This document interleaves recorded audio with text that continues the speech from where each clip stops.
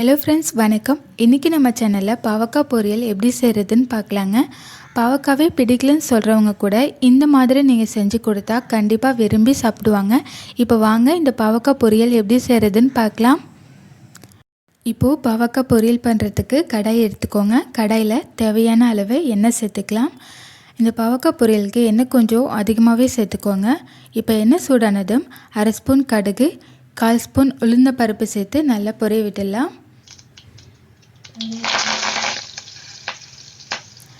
இப்போ இது கூட 2 பெரிய வெங்காயம் சின்ன சின்னதாக கட் பண்ணி வச்சுருக்கேன். வெங்காயம் சேர்த்துட்டு நல்லா வதக்கிக்கலாம். பாவக்காய் பொரியலுக்கு வெங்காயம் எப்பொழுதுமே அதிகமாக சேர்த்துக்கோங்க, அப்போ தான் நல்லாயிருக்கும். இப்போ இது வதங்கட்டும். வெங்காயம் இந்த அளவு நல்லா வதங்கினதும் இதில் நம்ம கட் பண்ணி வச்சுருக்க தக்காளியை சேர்த்துக்கலாங்க.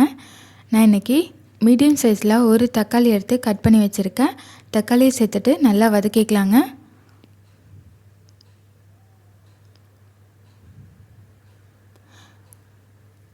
இப்போது வெங்காய தக்காளி இந்த அளவு நல்லா வதங்கினதும் இது கூட நம்ம கட் பண்ணி வச்சுருக்க பாவக்காவை சேர்த்துக்கலாங்க. நான் இன்றைக்கி 3 மீடியம் சைஸ் பாவக்காவை இந்த மாதிரி ரவுண்ட் ஷேப்பில் கட் பண்ணி வச்சுருக்கேன். நீங்கள் உங்களுக்கு விருப்பமான ஷேப்பில் கட் பண்ணிக்கோங்க. பாவக்காய் வாங்குறப்ப நல்லா பிஞ்சு பாவக்காவாக பார்த்து வாங்கிக்கோங்க. பிஞ்சு பாவக்காயில் சின்ன சின்ன விதை இருக்கும், அதை எடுக்க வேணாங்க. அதுவும் நமக்கு சத்து தான், அப்படியே சேர்த்துக்கோங்க.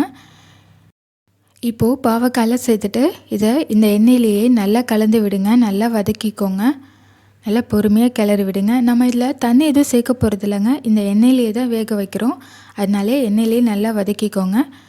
இந்த பாவக்காவை எண்ணெயில் நல்லா வதக்கிட்டு அடுப்பை ஹை ஃப்ளேமில் வைக்காமல் மீடியம் ஃப்ளேமில் வச்சு மூடி போட்டு ஒரு 10 நிமிஷத்துக்கு இதை வேக வைக்கலாங்க. மூடி போட்டு அப்படியே இருக்கட்டுன்னு விடாமல் 2 நிமிஷத்துக்கு ஒரு தடவை எடுத்து இது மாதிரி கிளறி விட்டுட்டே இருங்க. இல்லைன்னா அடிப்பிடிச்சிரும். நம்ம தண்ணி சேர்க்காததுனால அடிப்பிடிக்க சான்சஸ் இருக்குது. அதனால் இது மாதிரி கிளறி விட்டுட்டே இருங்க. இப்போ பாருங்கள், நம்ம சேர்த்த பாவக்காவோட கலர் மாதிரி நல்லா வதங்கி வந்திருக்குங்க. இந்த அளவு நல்லா வதங்கினாதாங்க நமக்கு கசப்பு இருக்காது. இந்த அளவு வர வரைக்கும் நம்ம வதக்கிக்கணுங்க. இப்போ நல்லா வதங்கிடுச்சு. இது கூட நம்ம மசாலாலாம் சேர்த்துக்கலாம். 1 ஸ்பூன் மிளகாய்த்தூள், 1/2 ஸ்பூன் மல்லித்தூள், 1/2 ஸ்பூன் ஜீரகத்தூள், 1/4 ஸ்பூன் மஞ்சள் தூள், கூடவே தேவையான அளவு உப்பு சேர்த்துக்கலாங்க.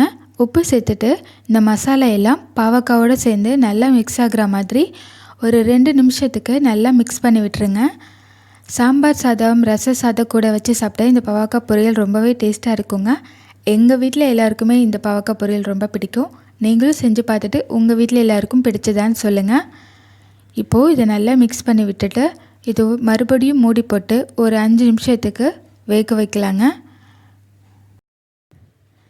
இப்போ இருக்கட்டும், நம்ம 5 நிமிஷத்துக்கு அப்புறம் பார்க்கலாம். இப்போது 5 நிமிஷம் ஆயிடுச்சுங்க. நம்ம ஓப்பன் பண்ணி பார்த்துடலாம். பாருங்கள், 5 நிமிஷத்துக்கு அப்புறம் நம்ம பாவக்காய் பொரியல் சூப்பராக ரெடி ஆகிடுச்சிங்க. அவ்வளோதான். பாவக்காவே பிடிக்கலன்னு சொல்கிறவங்க கூட இதை மாதிரி நீங்கள் செஞ்சு கொடுத்தீங்கன்னா நல்லா சாப்பிடுவாங்க.